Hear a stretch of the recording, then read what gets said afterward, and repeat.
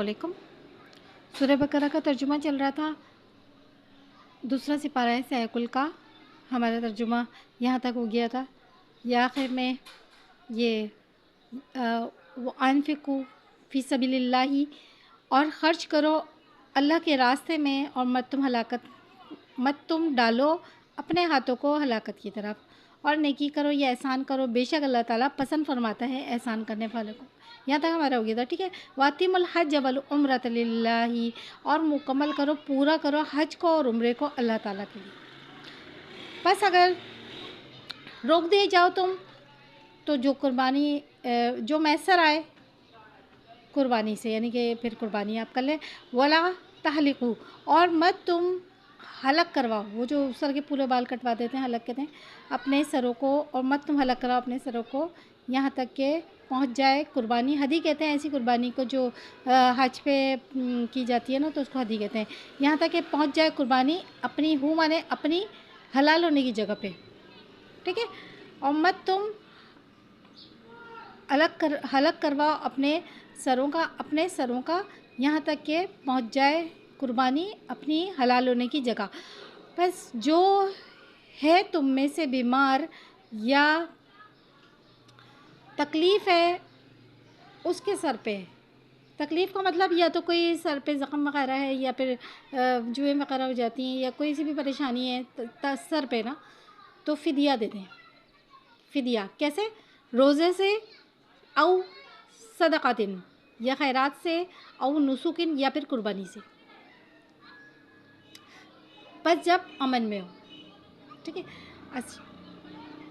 فمن تمتع بالعمرۃ الی الحج، بس جو شخص حجوں کے جیسے حج تمتع، حج کرے، عمرہ ساتھ ملا لے، پہلے عمرہ کر لے پھر حج کر لے، تو جو میسر آئے قربانی سے، یعنی قربانی کر لے جو میسر آئے، پس نہیں پائے، اگر وہ قربانی ایسے نہیں پائے تو پھر کیا کرے؟ وہ روزے رکھ لے 3 دن حج میں کتنے رکھ لے؟ 3 دن روزے رکھ لے، اور ساتھ جو ہے جب اذا رجعتم، جب تم لوٹو، یہ 10 پورے ہو گئے، یہ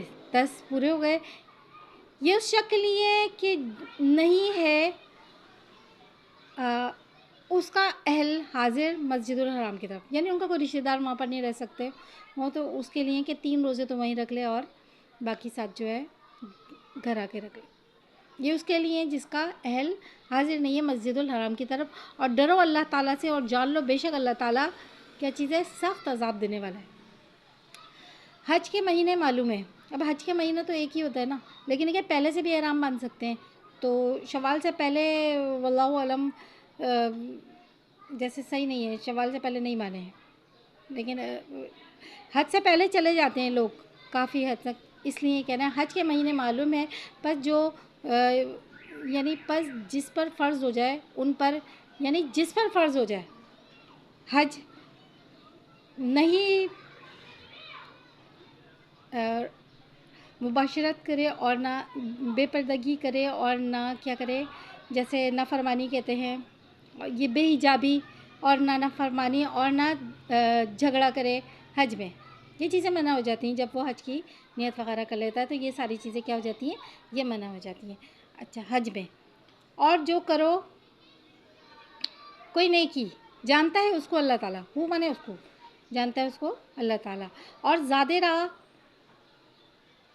پس بے شک بہتر ہے زیادہ تقویٰ۔ زیادہ راہ اس کو کہتے ہیں کہ راستے کا خرچ،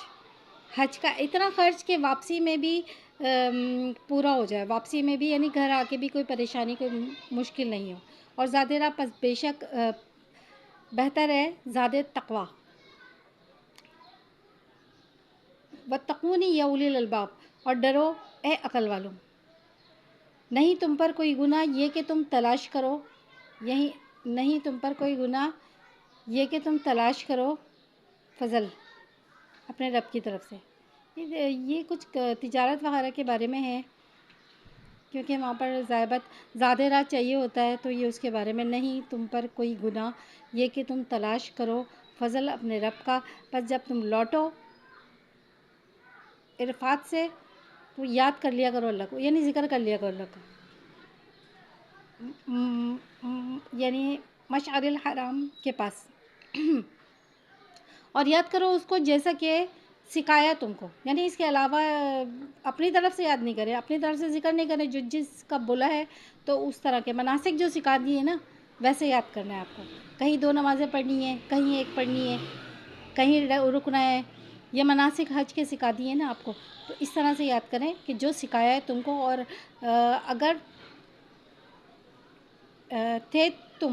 تم اس سے پہلے البتہ گمراہ، یعنی پتہ نہیں تھا نا آپ کو، تو آپ کو سکھا دیا تھا یہ مناسک حج پہ جو بھی جاتا ہے تو وہ تو سیکھ کر ہی جاتا ہے نا، تھوڑا بہت تو پتہ ہی ہوتا ہے، پھر باقی وہ ساتھ میں مل کے پتہ چلتا جاتا ہے۔ پھر لوٹو جہاں سے لوٹے لوگ، صحیح ہے، اور بخشش طلب کرو اللہ تعالیٰ سے، بے شک اللہ تعالیٰ بخشنے والا، رحم فرمانے والا ہے۔ فَإِذَا قَضَيْتُم مَنَاسِكَكُمْ فَاذْكُرُوا اللَّهَ، بس جب ادا کر چکو تم مناسک اپنے یعنی کہ حج کے طریق، تو اللہ تعالیٰ کو یاد کرو جیسے کہ تم اپنے آباء و اجداد کو یاد کرتے تھے۔ وہ پہلے اپنے اللہ کو یاد نہیں کرتے تھے، وہ لوگ جو پہلے کے تھے نا مشرک وغیرہ، تو وہ اپنے آباء و اجداد کا ذکر کرتے تھے، تو انہوں نے بولا اللہ کو یاد کرو جیسے تم اپنے آباء و اجداد کو یاد کرتے تھے، یا پھر اس سے بھی زیادہ سخت، یعنی اس سے بھی زیادہ ذکر کرو۔ بس کچھ لوگوں میں سے وہ لوگ کہتے ہیں کہ ربنا آتینا فی الدنیا، اے ہمارے رب ہم کو دے دنیا میں، اور نہیں ان کے لیے آخرت میں کوئی حصہ، اور ان میں سے کچھ لوگ وہ کہتے ہیں اے ہمارے رب ہم کو دے دنیا میں بھی نیکی اور آخرت میں بھی نیکی، اور بچا ہم کو آگ کے عذاب سے۔ چلیں یہیں تک یا کر رکھ لیں، عید کے دوسرے دن تک تو ویڈیو بنا سکی، اس کے بعد نہیں، اور عید مبارک آپ سب کو، اور دعاؤں میں یاد رکھیے گا۔ السلام علیکم۔